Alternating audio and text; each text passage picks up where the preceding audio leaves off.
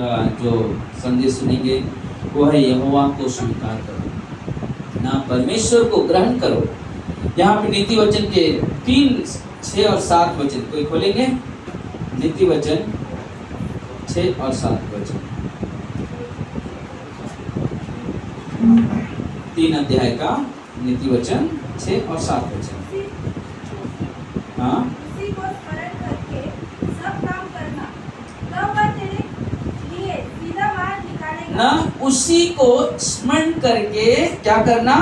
सब काम करना, यानी कि परमेश्वर को याद करके सब काम करना, तब वो तेरे लिए क्या करेगा? सीधा मार्ग निकालेगा। आगे, अपनी दृष्टि में बुद्धिमान न होना, अपनी दृष्टि में बुद्धिमान ना होना। अक्सर ये चीज ज्यादा हो जाता है, हमें मालूम है कैसे करना है ना, हमें मालूम, जरूरत क्या है प्रार्थना का, जरूरत क्या है नहीं, यहाँ पे लिखा हुआ है। आगे, यहोवा का भय मानना, यहोवा का भय मानना और बुराई से अलग रहना, और बुराई से अलग रहना ना, ये हमारे लिए जरूरी है कि हमें परमेश्वर को अपने जीवन में पहला स्थान देना।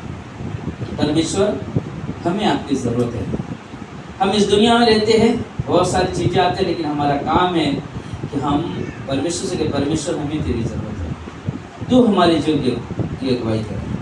ऐसा क्या है जो शैतानी रुकावटें को हल कर सकता है और उन्हें दूर कर सकता है? केवल मसीह पर ध्यान को केंद्रित कर मसीह को शैतान द्वारा उसके सामने डाली गई किन्हीं भी युक्तियों में पड़ जाने से क्या करता है? रिहाई ला सकता है। बोलते कि जब तक हमारा ध्यान उसके ऊपर ना होगा तब तक हम शैतान का सामना नहीं कर सकते। मतलब उसके सामना करने के लिए हमें परमेश्वर की जरूरत है ना, परमेश्वर की जरूरत है। इब्रानी का 12:2 क्या कहता है? इब्रानी का 12:2, और विश्वास के कर्ता और सिद्ध करने वाले यीशु की ओर क्या करो? देखते रहो। विश्वास के कर्ता सिद्ध करने वाले यीशु की ओर देखते रहो। मतलब हमारे जीवन का एक उद्देश्य कि हमें यीशु की तरफ देखना ना, हमें परमेश्वर की तरफ देखना, क्योंकि वही है जो हमें सही राह दिखा सकता है। इसलिए नीति वचन के जो 3 वचन हमने पढ़ा, मतलब वो हमारे लिए बहुत जरूरी कि हम बुराई से अलग रहना, बुराई से अलग रहना। मतलब बुराई से अलग रहना अगर लिखा हो तो हमारा काम क्या? उस वचन पे ध्यान केंद्रित करना, उस वचन पे ध्यान केंद्रित करना और आगे बढ़ना। बोले कि अलग रहने का मतलब कि वो बुराई के दरवाजे को बंद कर दो, उसकी तरफ हमारे ध्यान ना जा सके। दरवाजा नहीं, आप दीवार खड़ा कर दो उस बुराई की तरफ, ताकि हम उस पार देख ना सके। मतलब ये हमारे लिए बहुत ही महत्वपूर्ण है, बहुत ही महत्वपूर्ण है, क्योंकि यूहन्ना का 15:20 कहता है, क्या कहता है? पढ़ते कोई? यूहन्ना 15:20, जो बात मैंने तुमसे कही थी, दास अपने स्वामी से बड़ा नहीं होता। जो बात मैंने तुमसे कही थी, दास अपने स्वामी से बड़ा नहीं होता। उसको याद रखो, उसी को याद रखो। यदि उन्होंने मुझे सताया तो तुम्हें भी सताएंगे। बोले ये हमारे लिए, हमें याद रखना है ना, हमें याद रखना है कि जब औरों को सताया, मसीह को सताया, भविष्यवक्ताओं को सताया, हमें और आपको भी सताएंगे। तो बोले कि हमारा काम नहीं है, उस कारण हम अपने जीवन को दूर रखें। उस कारण हमारा काम क्या है? हम जागरूक रहें और उस मुसीबत, उस परेशानी का हम सामना करें ना, सामना। भजन संहिता 37:23 कहता है, मनुष्य की गति यहोवा की ओर से दृढ़ होती है और उसके चलने से वो क्या रहता है? प्रसन्न होता है। कि मनुष्य की गति यहोवा की ओर से दृढ़ होती है, स्थिर रहता है वो रास्ता, क्योंकि परमेश्वर क्या करता है? उससे प्रसन्न होता है। आप जब बुराई की तरफ नहीं जाओगे, आपका जीवन अच्छा होगा। परमेश्वर, वाह ये मेरा बेटा है, ये मेरी बेटी है। क्यों? क्योंकि वो बुराई की तरफ ध्यान उनका नहीं जा रहा है, वो परमेश्वर के वचन पे ध्यान है, परमेश्वर से प्रेम करते, परमेश्वर की तरफ ज्यादा लगाव उनका। और ये हमारे लिए बहुत जरूरी है। यशायाह का 26:3 कहता है, जिसका मन तुझ पे धीर धरे हुए है, उसकी तू पूर्ण शांति के साथ रक्षा करता है, क्योंकि वह तुझ पर क्या करते हैं? भरोसा करते हैं ना, भरोसा रखते हैं। बोलते कि परमेश्वर हमारी रक्षक है, परमेश्वर हमारा रक्षक है और वो हमारा भरोसा है, और कोई चीज नहीं, और कोई चीज नहीं। कुछ विश्वासियों के लिए समस्या यह है कि वे सब परमेश्वर को स्वीकार नहीं करते। सबसे बड़ी समस्या यह है कि हम परमेश्वर को स्वीकार नहीं करते। परमेश्वर किसी व्यक्ति की स्वतंत्रता इच्छा शक्ति का उल्लंघन नहीं करता ना। परमेश्वर यह नहीं कहेगा कि आपके ना जो आपकी इच्छा शक्ति उसको तोड़े, नहीं, परमेश्वर आपकी इच्छा शक्ति नहीं तोड़ना चाहता है। लेकिन क्या हो रहा है कि यहाँ पे बताया जा रहा है कि कई विश्वासी की समस्या क्या है कि परमेश्वर को स्वीकार नहीं करते और इसलिए क्या करते, वो अपने खुद के जीवन में अपनी तरफ से जीने की कोशिश करते हैं और जब परेशानी समस्या आते हैं तो वहाँ डगमगाने लगते हैं ना। डगमगा क्यों? क्योंकि उनके पास वचन नहीं है, उनके अंदर विश्वास नहीं है, उनके पास वचन नहीं है। वचन क्या करता है? वचन हमें संभालता है, वचन हमें संभालता, हमें जीने के लिए अगुवाई करता है ना, जीने के लिए अगुवाई करता है। नीति वचन के 3 जो भी हमने पढ़ा वहाँ पे लिखा हुआ है ना, वहाँ पे लिखा हुआ है कि हमारा परमेश्वर क्या करता है, उसको ही सब कुछ करना, उसी को याद करके सारे काम करना, क्योंकि वो हमारे लिए क्या करेगा, सीधा मार्ग निकालेगा ना। अपने दृष्टि में बुद्धिमान मत बनो, हाँ मुझे मालूम, मुझे कैसे चलना है, नहीं ना। परमेश्वर अगर हमको सब कुछ मालूम है तो हमें परमेश्वर की जरूरत भी नहीं पड़ती। लेकिन हम इंसान हैं, कहीं ना कहीं हम गिरते हैं, तो हमारा काम क्या है, अपने उस परमेश्वर पे डिपेंड रहना, उस परमेश्वर पर निर्भर रहना और अपने जीवन को आगे लेके चलना। जो मसीह ऐसा नहीं करते वे अपने जीवन में परमेश्वर का वचन लागू करने में अपनी अक्षमता से निराश हो जाते हैं ना, क्योंकि वो क्या करते हैं, वो इस तरह से जीवन नहीं जीते हैं कि परमेश्वर भरोसा करके जीवन जिए। तो क्या करते मालूम है, वो निराश हो जाते हैं कि उनके पास वचन नहीं है। वचन ही हमारे लिए बहुत जरूरी है। क्यों होता है ऐसा? क्यों हम बाइबल कॉलेज सिखाते हैं, क्यों वचन की शिक्षा दी जाती है? ताकि हम अगर वचन में मजबूत है तो ही हम शैतान का सामना कर सकते हैं, तो ही हम अपने परिस्थितियों में स्थिर रह सकते हैं, नहीं तो हम हमेशा लड़खड़ाते रहेंगे। आप देखोगे जब लूका के 10 अध्याय में मार्था और मरियम ना, उनके बारे में हम जब सुनते हैं, बट मार्था की समस्या यह थी, इसके इरादे अच्छे थे लेकिन उसने उस पल में परमेश्वर को स्वीकार नहीं किया। उसका इरादा अच्छा था, खाना बनाना है, परमेश्वर की तैयारी करना अच्छा था, लेकिन उसने यीशु को स्वीकार नहीं किया। मरियम ने क्या किया? मरियम ने यीशु को स्वीकार किया।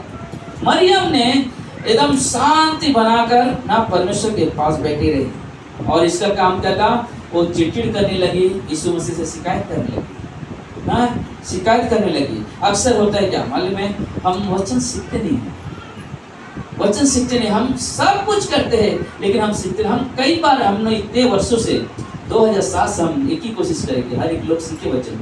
नहीं, बच्चे हैं ना जाएंगे, हाँ बच्चे हैं ना जाएंगे। क्यों? आप इतना बुजुर्ग हो गए, 60 साल के लोग, 65 साल के, 70 साल के लोग बाइबल कॉलेज करते हैं। किस लिए? ताकि हम परमेश्वर को गहराई से जाने। 1 घंटा 1.5 घंटा अगर आप समय निकालोगे वचन सीखने के लिए, आपके पास, मैसेज कहता हूं, आपके पास वो शब्द होंगे कि शैतान आपके सामने रुक भी नहीं सकता, आपके सामने रुक नहीं सकता, क्योंकि आपके पास वो वचन होगा। लेकिन मरियम जैसा हमें जीवन मिला। मरियम उस नाम की एक बहन, मरियम जो थी उसकी मार्था की बहन, वह प्रभु के पांव के पास बैठकर उसका वचन सुनती रही। बताइए हमारा जीवन हो, हमें वचन सुनना है, हमें वचन सुनना है, हर दिन वचन पे ध्यान केंद्रित करना ना, हर दिन वचन पे ध्यान केंद्रित करना। और वो वचन सुन रही थी, पर मार्था सेवा करते करते घबरा गई। हे प्रभु, क्या तुझको कुछ सोच नहीं कि मेरी बहन मुझे सेवा करने के लिए अकेली छोड़ दिया है ना, वो मेरे मदद नहीं कर रही है। अक्सर होता है ऐसा ना, कई बार होगा जब आप परमेश्वर के वचन पढ़ोगे, अरे घर का काम नहीं करते, वचन के पीछे भागते हैं। अरे घर में थोड़ा 2 रोटी बनाना चाहिए तो बाइबल पढ़ने जाती है। हाँ, 2 वचन, अरे थोड़ा सा घर का एक काम करता, भाजी लेके आ जाता था लड़का, तो बाइबल कॉलेज भाग के जाता है। क्यों? क्योंकि आप उस वचन का सम्मान नहीं कर रहे, आपके पास उस वचन का ज्ञान नहीं है, आपके पास वो वचन नहीं, इसलिए आप, हमारे और आपके जीवन में ऐसे विचार प्रकट होते हैं। बता कि सोचो उस व्यक्ति को। कल रात को हमारे पाशेकाल के बेटे का ग्रेजुएशन हुआ ना, हम रात को देखा कि ना कितना एक अकेला माँ बाप का लड़का ना, पाशेकाल परमेश्वर के पास 23 तारीख को 4 साल हो गया और कल उनका बेटा बाइबल कॉलेज पूरा गया ना।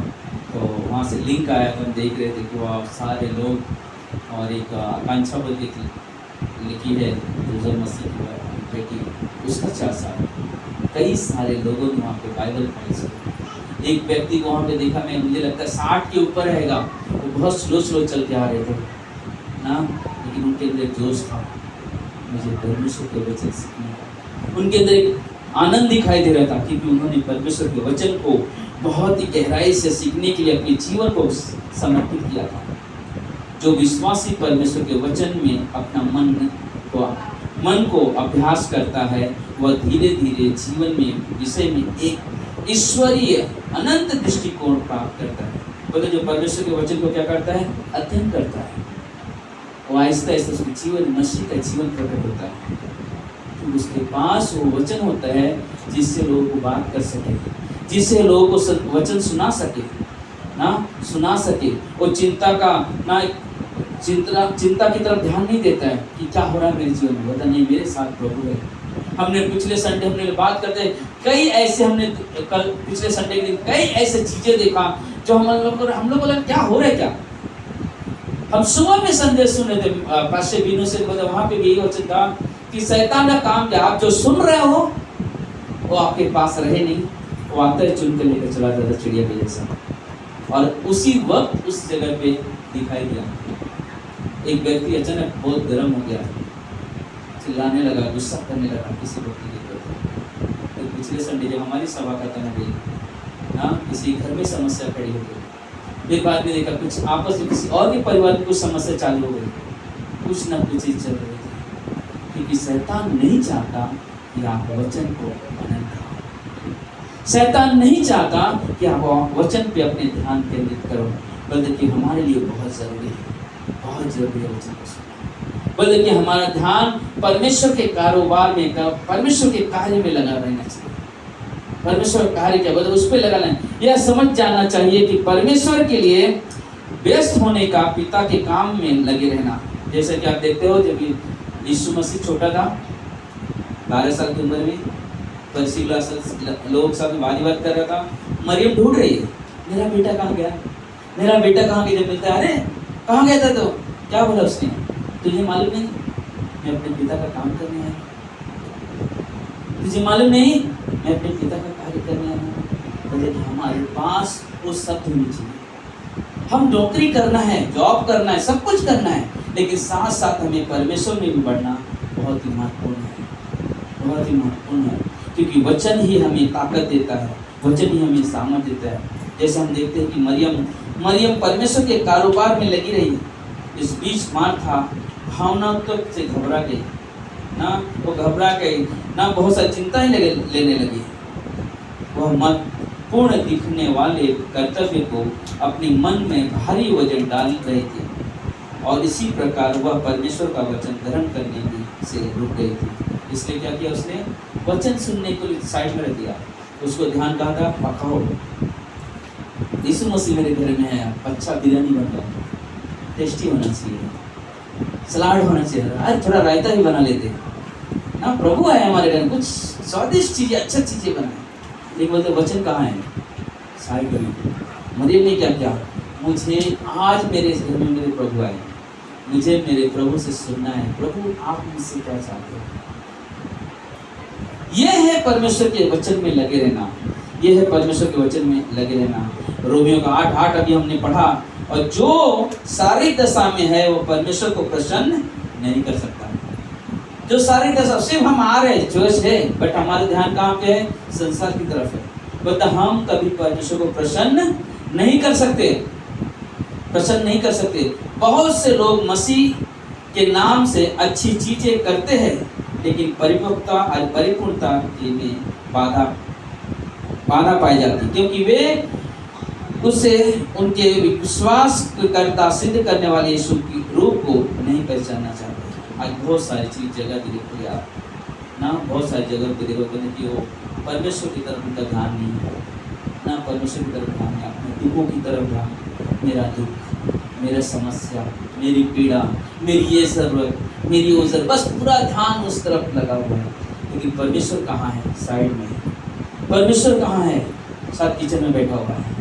परमेश्वर कहाँ है? शायद बाद में हमने बाहर भी कह दिया, हाँ, लेकिन हमारा ध्यान कहाँ है? बस हमारे ना इस संसार की तरफ। मालूम में जकरिया के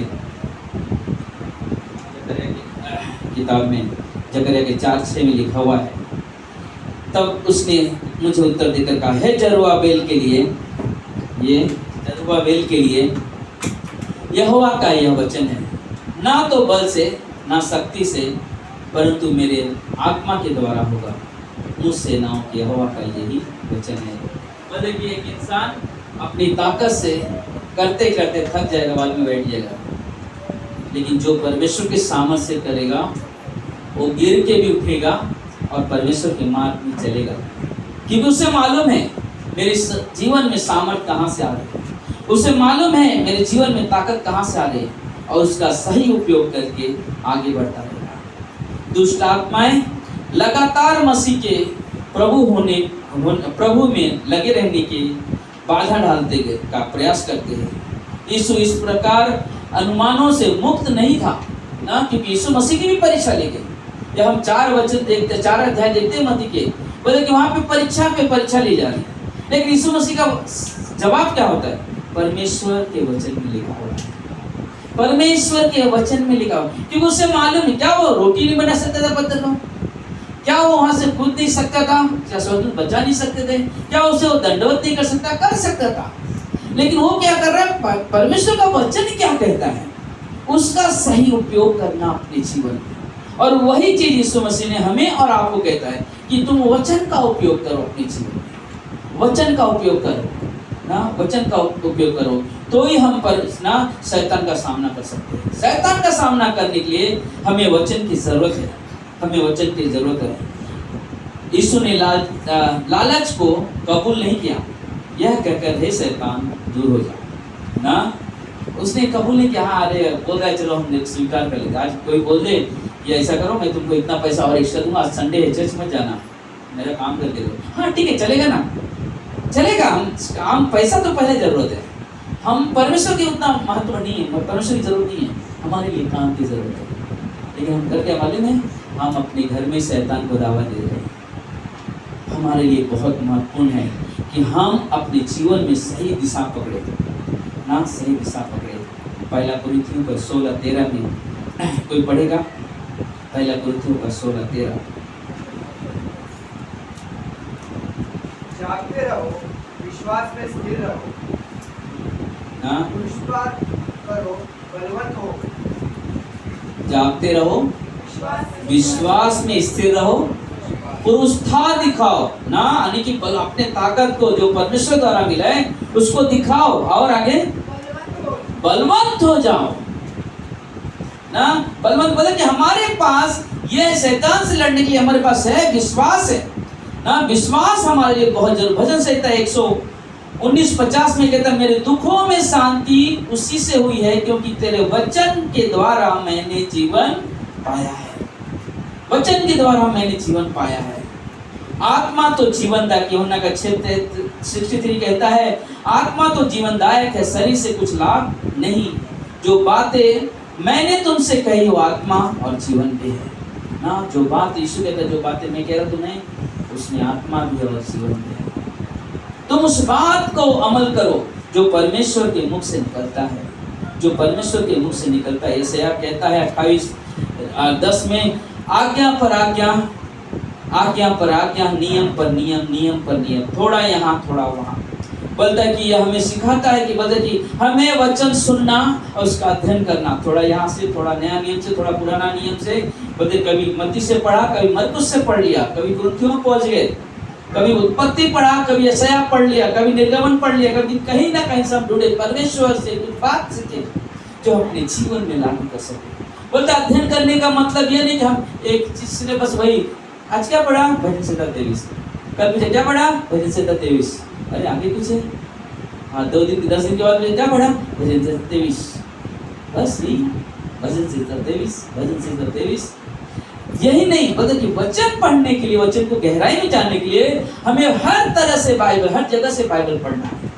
तब हम परमेश्वर के साथ चल सकते हैं, तब हमारे जीवन में और सामर्थ होंगे, तब हमारे जीवन में और भी अद्भुत कार्य होंगे बोले वो हमारे लिए बहुत जरूरी है।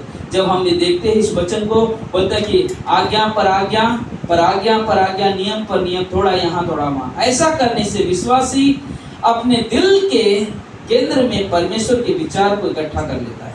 क्या करता है, मान लीजिए जब पढ़ते हैं बाइबल तो कभी यहाँ कभी वहाँ से कभी यहाँ से, तो क्या करता है, परमेश्वर के विचारों को अपने को इकट्ठा करता है, ताकि जब हमारे आपके अंदर होगा तभी तो उपयोग करोगे, तभी तो उपयोग। अगर आपके अंदर है ही नहीं वचन तो उपयोग क्या करोगे, यही करोगे, बस एक ही चीज रटता रहेगा ना, एक ही चीज रटा। बोले नहीं, हमें हमेशा उस वचन का उपयोग करना जो परमेश्वर हमें सिखाता है, और हमें हमेशा परमेश्वर के वचन पे मनन करना। और आगे, परमेश्वर के संतानों के लिए कैसा अद्भुत प्रावधान है, सबसे मुश्किल हालात में भी मसीह पर बाधा नहीं डाल सकते ना। अगर हमारे पास वचन है, बहुत बड़ी मुसीबत भी आ जाए पर वो भी हमें हिला नहीं सकते। क्यों? हमारे पास वचन है, हमारे पास वचन है। वचन कौन है? हाँ, परमेश्वर यीशु मसीह खुद वचन है,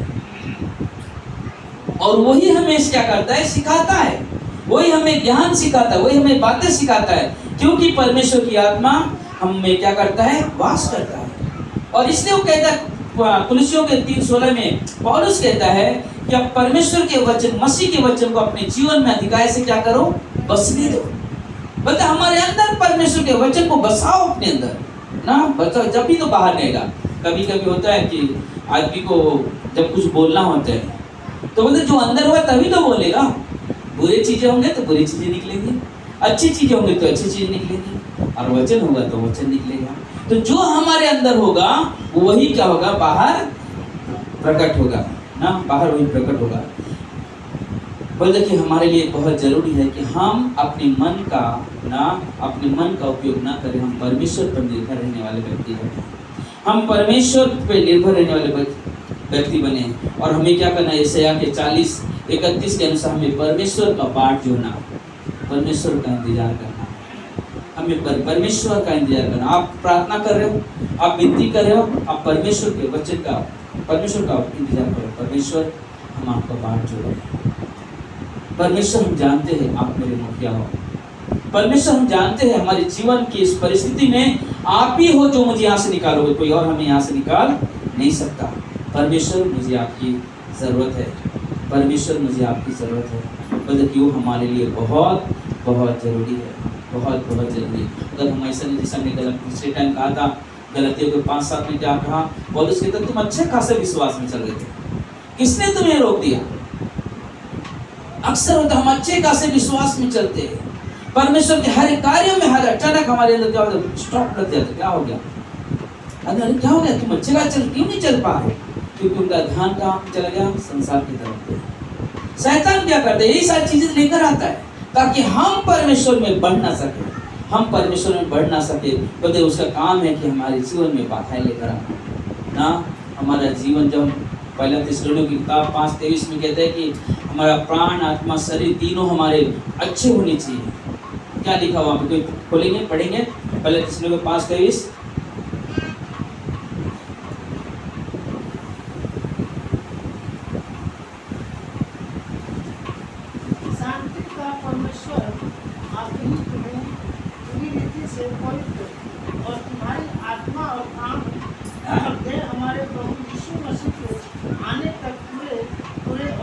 निर्दोष है ना। बोले कि तुम्हारा आत्मा, शरीर, प्राण, बोले तीनों यीशु मसीह के आने तक निर्दोष है। हर दिन परमेश्वर के वचन का इस्तेमाल करना ना, क्योंकि हम कौन है, हम लोग परमेश्वर के अंग है ना, हम लोग परमेश्वर के अंग है। यीशु मसीह हमारा सिर है, हम उसके अंग है। बोले इसमें से हम सब उसके अंग है, और इसलिए परमेश्वर चाहता है कि ना हम ना उस पूरा आनंद में आनंद मनाए, क्योंकि यीशु मसीह ने कहा मत यूहन्ना के 15:11 में, मैंने ये बातें तुम्हें इसलिए कही कि मेरा आनंद तुम में बना रहे और तुम्हारा आनंद पूरा हो जाए ना। हमने इसलिए ये बातें कही कि मेरा आनंद तुम में बना रहे। यीशु मसीह अपने आनंद हमें दे रहा है ना। यीशु मसीह का वो आनंद, सोचो यीशु मसीह अगर अपना आनंद दे रहा था, यीशु मसीह ने अपने उस घड़ी में जब वो दुख उठा रहा था, उस समय उसने किस तरह से उसका सामना किया। तो वो हमारे जीवन के लिए बहुत जरूरी है कि हम हमेशा अपने जीवन में याद रखें, हमेशा याद रखें कि यीशु ने किस तरह से जीवन दिया। हम लोग जब प्रभु भोज लेते हैं, हम उसमें वचन में यीशु मसीह ने क्या है, जब भी प्रभु भोज लेते हो मेरी याद में, हम याद क्या करते हैं, यीशु ने जो मेरे लिए किया, यीशु ने जो आपके लिए किया, जो दुख उठाया, कोड़े की मार खाई ना, इतना अपमानित किया गया, क्रूस पर कीलों से ठोक दिया गया, मतलब उन चीजों, उस कार्य को, उसके ना बलिदान को याद करना कि यीशु हमारे लिए क्या किया ना, यीशु हमारे लिए क्या किया, वो हमें हमेशा क्या करना है, याद रखना।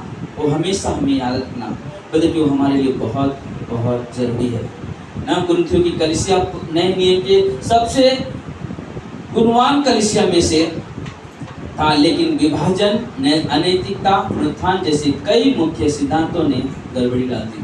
कुरिन्थियों की कलीसिया बहुत अच्छी कलीसिया थी, लेकिन क्या क्या लोगों के गुटबंदियों ने उसको पूरा सत्यानाश कर दिया। परमेश्वर के वचन को मिलावट करने में पूरा सत्यानाश कर दिया, कलीसिया का खत्म कर दिया ना, खत्म कर दिया। बोलते जिस कलीसिया में गुटबंदी हो गई वो कलीसिया बढ़ नहीं सकती। जिस कलीसिया में लोग गुटबंदी करके चलते भी हैं, उनका जीवन कभी सफल दिखाई नहीं देगा, उनका जीवन कभी सफल नहीं, क्योंकि उनके अंदर क्या है, जो गुटबंदी बनाते हैं, गुट बना के चलते हैं, उनके कभी आप परमेश्वर के वचन के जीवन में नहीं होगा। उनके जीवन में क्या होगा मालूम, संसारिक चीजों को लेकर गोल गोल गोल गोल गोल गोल रानी, और क्या बोलते हैं, हाँ क्या हो गया, हाँ कुछ ऐसे घूमते रहिएगी, है ना। वो छोटे छोटे बच्चे गाते हैं ना, ऐसा ऐसा गोल गोल गोल गोल घूमते। लास्ट में क्या होगा, जब समय आएगा परमेश्वर के सामने जब खड़े, परमेश्वर लगे, जब तूने कभी ये वचन सुना कि मुझे एक दिन परमेश्वर के सामने खड़ा होना है, नहीं, कभी प्रचार नहीं हुआ, नहीं हुआ, कभी सुना नहीं, हुआ था, लेकिन तेरा ध्यान कलीसिया में नहीं था, तेरा शरीर यहाँ पे था, तेरा आत्मा कहीं और घूम रहा है। इसलिए हमारे लिए बहुत जरूरी है, एक दिन हम सब परमेश्वर के सामने खड़े होने वाले हैं, एक दिन हम सबको लेखा देना है। कहीं ऐसा ना हो कि हमें वहां पे जाके अपने सर को झुकाना पड़े, तो हम अपने मुंह दिखा ना सके। बोलते ऐसा जीवन नहीं, क्योंकि शैतान यही चाहता है कि आप ऐसे कार्यों में चलो जो परमेश्वर की महिमा ना करा सके, जो परमेश्वर की महिमा ना करा सके।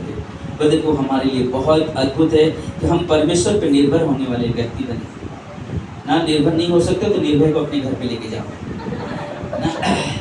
तो वो देखिए यहाँ पे पहला कोरिन्थियों 2:5 कहता है, इसलिए कि तुम्हारा विश्वास मनुष्य के ज्ञान पर नहीं परंतु परमेश्वर की सामर्थ पर निर्भर है। तुम्हारा ज्ञान मनुष्य के ज्ञान पे नहीं कि इंसान बोल रहा हाँ मुझे मालूम है, नहीं, परमेश्वर के सामर्थ पर निर्भर हो कि परमेश्वर किस रीति से कार्य करता है, परमेश्वर कैसे काम करता है। बोलता हमारा ध्यान उधर हो। शैतान मसीह के लिए बाधा लाता है जिससे उन्हें आत्मा का फल प्रकट करने में रोक सके ना। हर मसीहों को शैतान क्या करता है, बाधा लेकर आता है ताकि आपके अंदर से वो फल उत्पन्न ना हो सके। ताकि आपके अंदर से फल क्या है, क्या है पवित्र आत्मा का फल? पहला क्या है? प्रेम, आनंद, शांति, धीरज, कृपा, भलाई, संयम और नम्रता, विश्वास और ये सारी चीजें शैतान नहीं चाहता कि आप उपयोग करो अपने जीवन में। क्यों? अगर आपके पास प्रेम होगा तो आप दुख में भी आपका प्रेम बढ़ता जाएगा, दुख में भी आप आनंदित रहोगे। क्यों? क्योंकि आपने पवित्र आत्मा को स्वीकार किया है। आप पवित्र आत्मा के चलाए चलते हो, ना कि संसार की चलाए चलते हो। कुलुसियों के 3:3 में कहता है, मर गया उसका जीवन मसीह के साथ परमेश्वर में छिपा हुआ है। जो मर गया वो उसका जीवन मसीह के साथ क्या है, परमेश्वर में छिपा हुआ है ना। परमेश्वर में छिपा हुआ। स्वयं के लिए मरने के लिए चिंतित होने का जरूरी नहीं है, बल्कि उसे केवल यह समझने की जरूरत है कि वह पहले ही मर चुका और उसमें मसीह का जीवन है। जैसे हमने गलातियों के 2:20 में हम लोग पढ़ते, क्या लिखा है गलातियों के 2:20 में, मैं मसीह के साथ क्रूस पर चढ़ाया गया हूँ, अब मैं जीवित नहीं रहा पर मसीह मुझ में जीवित है। मतलब हमारा जीवन हो कि हमारा जीवन ये नहीं कि ना हम चल रहे हैं लेकिन हमारे जीवन में ना मसीह नहीं दिखाई दे रहा, हमारे जीवन में प्रभु के शब्द दिखाई नहीं दे रहे, हमारे बातों में परमेश्वर के वचन नहीं दिखाई दे रहे, हमारे जीवन में क्या दिखाई दे रहा है? सिर्फ चिंताएं चिंताएं चिंताएं, समस्याएं चिंताएं समस्याएं, या संसारिक बातें। क्या होगा? हमारे अंदर वचन ना होने के कारण हम हमेशा बिखरे हुए रहेंगे। इसलिए हमारे लिए बहुत जरूरी है ना, गलतियों के 3:3 कहता है, क्या तुम ऐसे निर्बुद्ध हो कि आत्मा की रीति पर आरंभ करके शरीर की रीति पे अंत करो? बोले क्या तुम इतने निर्बुद्ध इंसान हो जिसके पास जो एकदम आनंद के साथ परमेश्वर के साथ एकदम जोश और उत्साह से चलते चलते बाद में संसार में चले जाओ? बता, ऐसा हमारा अंत नहीं होना चाहिए। मैं हमेशा बोलता, अगर संसार की तरफ जाने से अच्छा है उठा लिए जाना, वो बेटर है हमारे लिए। सच कहता हूं, अगर हम विश्वास में लेके वापस संसार में जाने से अच्छा है प्रभु वो दिन मत ला, ताकि कोई लोग बोले देखो ये परमेश्वर के लोग है, ऐसे जीते क्या? ऐसा आने से पहले प्रभु उठा ले हमको, तो हमारे लिए बहुत जरूरी है, ताकि हमारे जीवन से परमेश्वर की निंदा ना हो सके, ताकि हमारे जीवन से निंदा ना हो सके। ये जीवन ऐसे नहीं मिला है, ये जीवन मेरे माँ बाप ने पैसे देके नहीं खरीदा है। मेरे माँ बाप ने सोचने से पहले मेरा परमेश्वर सोचा मेरे बारे में। उस कोख में आने से पहले हम उसके चित्त में बैठे हुए थे, इसके अपने परमेश्वर के। और परमेश्वर अपनी योजना पूरा करने के लिए एक माँ बाप को चुनता है, जिसके द्वारा अपने कार्य को आगे बढ़ाता है ना, अपने कार्य को आगे बढ़ाता है। मतलब हमारे लिए बहुत जरूरी है कि हम उस परमेश्वर की महिमा करें जो हमें इस योग्य बनाता है। पुराने पाप स्वभाव की मौत कलवरी पर मसीह द्वारा हासिल किए गए कार्य की वजह से एक स्थानीय वास्तविकता है। जैसे जैसे विश्वासी मसीह में बना रहता है और परमेश्वर का वचन ग्रहण करने के लिए लगातार सकारात्मक निर्णय लेता है, तो यह उसके दैहिक अनुभव का एक हिस्सा बन जाता है। गलातियों की कलीसिया को लिखे अपने पत्र में पौलुस ने इस विषय में बात की। क्या तुम ऐसे निर्मित हो कि आत्मा की रीति पर आरंभ किया और शरीर की रीति पर अंत करोगे? और कभी भी हमारे जीवन में ऐसे विचार ना आए। यूहन्ना के 15:4 कहता है, यीशु मसीह ने कहा मुझ में बने रहो, और ये सबसे बड़ी बात है, मुझ में बने रहो। हमारा हिस्सा मसीह में विश्राम करता है, हमें बस यीशु मसीह क्या कहता है, मुझ में बने रहो, मुझ में बने रहो, मैं तुम्हारी हर जरूरत को पूरा करने वाला हूँ, मुझ में बने रहो। मैं मसीह के साथ क्रूस पर चढ़ा गया ना, मसीह के साथ क्रूस पर चढ़ा गया, मैं जीवित नहीं रहा पर मसीह मुझ में जीवित है, मसीह मुझ में जीवित है। हर दिन हमें परमेश्वर के साथ चलना, हर दिन हमें परमेश्वर के साथ चलना। परमेश्वर आप मेरे लिए क्या रास्ता निकालते हैं, परमेश्वर आप मेरे से क्या बात करना चाहते हैं? बोले कि हर दिन परमेश्वर को अपने जीवन को समर्पित करो।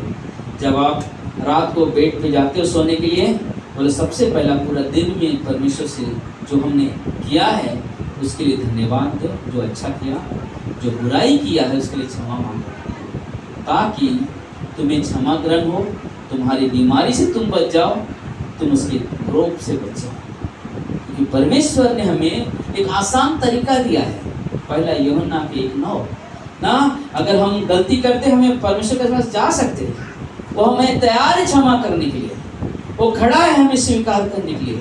हमारा काम उसके पास जाना, उससे मांगना कि परमेश्वर आप मुझे क्षमा करो, आप मुझे क्षमा करो। बल्कि वो हमारे लिए बहुत ज़रूरी है। कुलिसियों का 1:29 कहता है, इसी के लिए मैं उसकी उस शक्ति के अनुसार जो मुझे सामर्थ्य के साथ प्रभाव डालती है, तन मन लगाकर परिश्रम भी करता हूँ। बोलते जो परमेश्वर का नाम, बोलते जो सामर्थ्य मुझे काम करता है, बोलते तन मन लगाकर परिश्रम करता हूँ।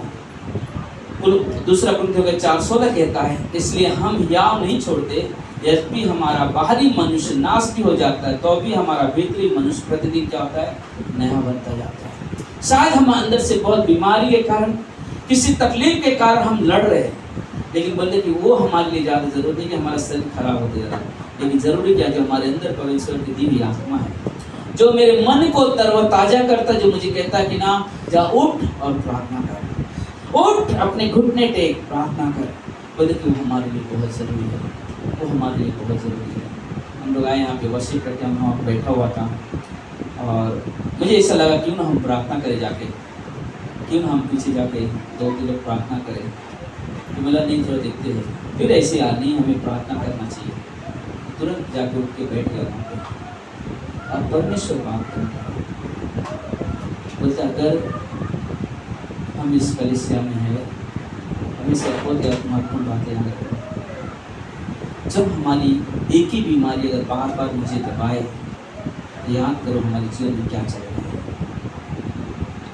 याद करो हमारे जीवन में क्या चल रहा है। क्या मेरा विश्वास सही है? क्या मैं जो इस राह पे चल रहा हूँ, क्या चल रहे हूँ, क्या मेरा परमेश्वर मुझे देख रहा है कि मैं सही जीवन जी रहा हूँ और नहीं जी रहा हूँ? बोलते हमारे लिए बहुत ज़रूरी है, क्योंकि दूसरा कुरिन्थियों का 13:5 कहता है हर दिन अपने आप को परखो, विश्वास में धोखा नहीं। हर दिन अपने आप को परखो, हर दिन अपने आप को परखो। और एक काम सबसे महत्वपूर्ण चीज़ है, झूठ मत बोलो, क्योंकि बाइबल कहता है झूठ का पिता कौन है मालूम है? कौन है? शैतान है। ये सबसे बड़ा प्रॉब्लम है, झूठ ना। झूठ अपनी जुबान से, हाँ सच है, सच है तो है ना। हमने एक व्यक्ति से कहा कि पिछले 2 सप्ताह पहले लास्ट वीक में वो बहुत ज़्यादा प्रॉब्लम में चल रहे हैं, बहुत सारे। एक दिन सॉरी बोले फिर वापस वही बुरा काम, एक दिन सॉरी फिर वापस बुरा काम। हमने कहा कि तुम एक काम करो, मेरे साथ वचन पढ़ो। तुम क्या करो मालूम है? तुम परमेश्वर की आवाज़ को नहीं सुन रहे, तुम झूठ पे झूठ, शैतान का काम है झूठ बोलना। और इसका परिणाम क्या हो सकता है मालूम? मौत हो सकती है। और तुमको दिखाते हैं। हमने कहा पहले तो कम 5 अध्याय पढ़ो, मेरे साथ खोलो, मैं भी बैठा हूँ तुम्हारे साथ, खोलो। और उन्हें खोला, हमने कहा पढ़ो क्या लिखा हुआ है। हन्ना, हनन्याह और सफीरा के बारे में जो वो पढ़ा मालूम है, वो उसके पूरा दिमाग का पूरा शरीर हिल गया उस जगह से। और सॉरी बोल रहे, मतलब मुझसे थोड़ी कुछ गलती के मुझसे सॉरी बोल रहे। आप परमेश्वर के सामने जाओ और परमेश्वर से माफी मांगो और वो जीवन जियो जो उसको भला लगता है, जो उसको अच्छा लगता है। अपने जीवन को ऐसा जीवन मत बनाओ जिससे परमेश्वर भी तुम्हारी प्रार्थना सुनने के लिए अपने कान को बंद कर ले। क्योंकि प्रार्थना वो प्रार्थना सुनता है परमेश्वर जो मन की खराई से करता है, जो शुद्ध मन से करता है, जो किसी के प्रति कुछ गलत विचार नहीं रखता है। जब वो प्रार्थना करता है उस प्रार्थना का आमीन में फल आता है। तो हमारा काम है परमेश्वर में बने रहना, हमारा काम है परमेश्वर में। कभी कभी ऐसा होता है लेकिन हम तो अच्छा चले विश्वास में, क्यों नहीं अच्छा नहीं हो रही है? परमेश्वर आपको परीक्षा में आपको स्थिर करना चाहता है। परमेश्वर आपके जीवन से किसी के लिए गवाही देना चाहता है। देखो तुम्हारे जीवन से कितने लोग प्रभावित होंगे कि इतने दुख में भी परमेश्वर के साथ चलते हो। आज अय्यूब की चर्चा इसलिए होती है, इतनी बड़ी बीमारी में 10 बच्चे मर गए, अनाज काट के रखा हुआ था, खेत से कटिंग करके रखा हुआ था, उसमें से क्या बोलते अनाज को दावने की बारी थी, लेकिन दुश्मन आके आग लगा दिया। इतना बड़ा नुकसान, सारे जानवर दुश्मन लेके चले गए, लेकिन वो क्या कर रहा है मालूम है? आराम से बैठा हुआ है। वो जाके सर नहीं अपट रहे, अभी मेरे 10 बच्चे मर गए, मेरा अनाज चला गया, मेरा ये नुकसान हो गया, मेरा वो नुकसान। ऐसा नहीं किया उसने। उसने कहा मैं माँ की कोख से नंगा आया था, नंगा लौट जाऊंगा। उसने दिया और उसी ने लिया। वो पत्नी ने क्या बोला कि क्या परमेश्वर कहता है जा कोस जाके मर जा।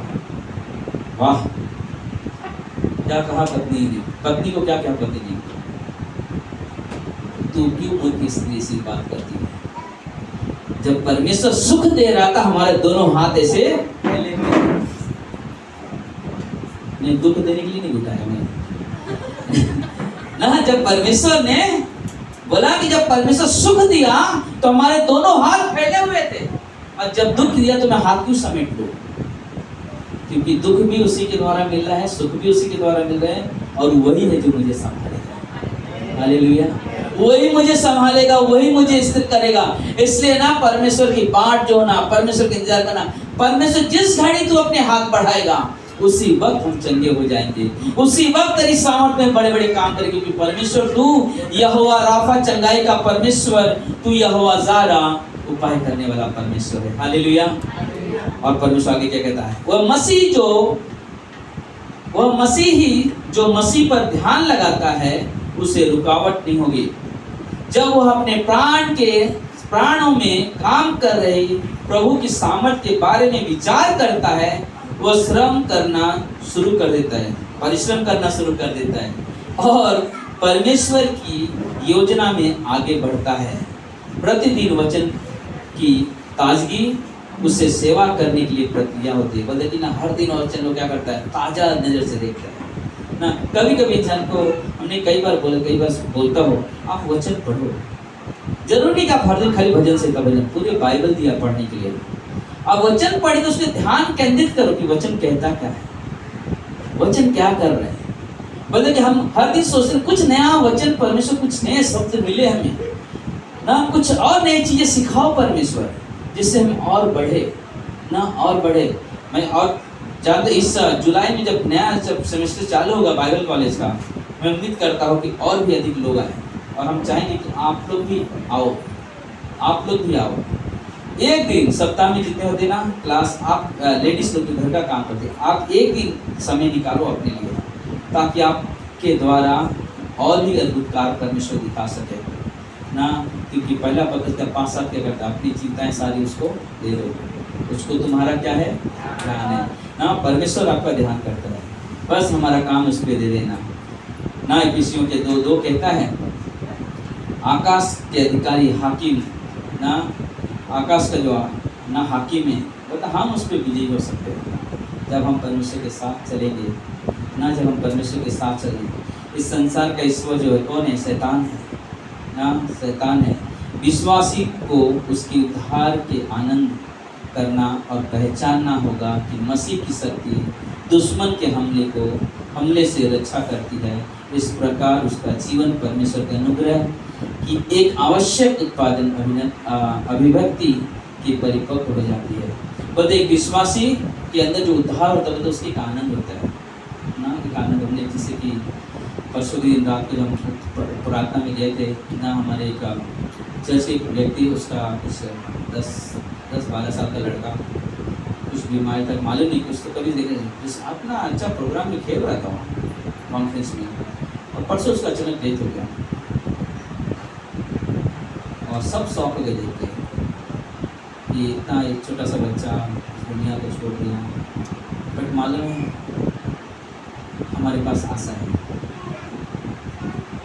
हमारे पास एक उद्धार का आनंद है कि अगर हम विश्वास में मर भी गए फिर भी हम वहाँ पे जाके मिलने वाले हैं। हालेलुया। हमारा जीवन खत्म नहीं है ना।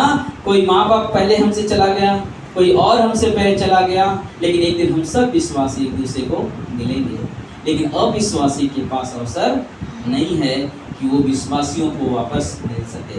लेकिन विश्वासी, एक विश्वासी को हमेशा नहीं, यानी कि नए यरूशलेम में हमेशा के लिए मिलेगा। लेकिन हमारे लिए क्या एक आनंद की बात है कि प्रभु आ रहे हैं ना, प्रभु आ रहे हैं, हमें और आपको ले लेते हैं ना। प्रभु आ रहे हैं, हमें तैयार होना है उसके वचन में, उसकी संगति में, प्रार्थना की संगति में, व्यक्तिगत जीवन परमेश्वर के साथ एक नज़दीकी रिश्ता बनाओ परमेश्वर के साथ। परमेश्वर मुझे आपकी ज़रूरत है ना, परमेश्वर आपकी मुझे ज़रूरत है। प्लीज़ परमेश्वर मेरी मदद करो। पता कि हमारे लिए बहुत जरूरी, परमेश्वर पे निर्भर हो, हम परमेश्वर पे निर्भर हो, हम परमेश्वर से प्रार्थना करें, परमेश्वर से मांगे, परमेश्वर आपकी मुझे ज़रूरत है। और परमेश्वर आपसे कभी दूर नहीं है, परमेश्वर हमेशा आपके करीब है। या कोई प्रचार आप देता है, यदि तुम एक कदम आगे बढ़ाओगे परमेश्वर तुम्हारे निकट है। हालेलुया। हमें परमेश्वर पे निर्भर रहना है। हमें शैतान के रणनीति को अवसर मत दो। वो रणनीति कितना भी बनाए, कितनी भी चालें चले, उसके हर चाल को हमें समझना है। और जीत हमारी है, जीत हमारे प्रभु की है, जीत हमारी है। हम हार में नहीं जीते। अगर ये जीवन गंवाने भी पड़े फिर भी हम जीत में हैं, क्योंकि हम स्वर्ग में हैं। हालेलुया। आइए हम प्रार्थना करें। प्रिय परमेश्वर, प्रभु हम धन्यवाद देते हैं। सारा आदर, सारा महिमा, सारा गौरव आपको देते हैं मेरे परमेश्वर। आप दयालु हो परमेश्वर, आप कृपालु हो मेरे पिता। हे मेरे खुदावन परमेश्वर, आप हर दिन एक नई बात सिखाते रहते हो, क्योंकि परमेश्वर आप बातें करते हो प्रभु जी अपने वचनों के द्वारा, संगति के द्वारा एक दूसरे से प्रोत्साहन देते हो परमेश्वर। हे मेरे पिता, हमारी प्रार्थना है आपसे, हमारी विनती है पिता, प्रभु जी इस कलीसिया की आप रक्षा रखवाली करो प्रभु जी, ताकि जो वचन हम सुनते हैं इसे शैतान कभी निकालने ना पाए प्रभु, लेकिन वो वचन हमारे लिए सामर्थ और ताकत बने प्रभु जी, और हम शैतान का सामना करें, क्योंकि वो हारा हुआ है और आगे भी हारता रहेगा। हमारा यीशु विजयी था, विजयी है और विजयी रहेगा। इसलिए मेरे प्रभु हम आपको कोटि कोटि धन्यवाद देते हैं परमेश्वर। यहाँ पे हर एक भाई बहनों को अपने पंखों की आड़ में रखे प्रभु जी। ये हमारा परमेश्वर, यह हुआ ज़ायरा परमेश्वर, यह हुआ इनाय परमेश्वर, मैं तेरी महिमा करते हैं प्रभु जी। आने वाले रविवार को जो चंगाई की सभा होगी प्रभु जी, प्रभु भोज का समय होगा मेरे पिता, हम सब इकट्ठा हो परमेश्वर, और हम सब एक साथ मिलकर आनंद मनाएं, खुशियाँ मनाएं प्रभु जी, और आपके नाम की जय जयकार करें प्रभु यीशु के नाम से हम मांगते हैं पिता, से मदद करें प्रभु।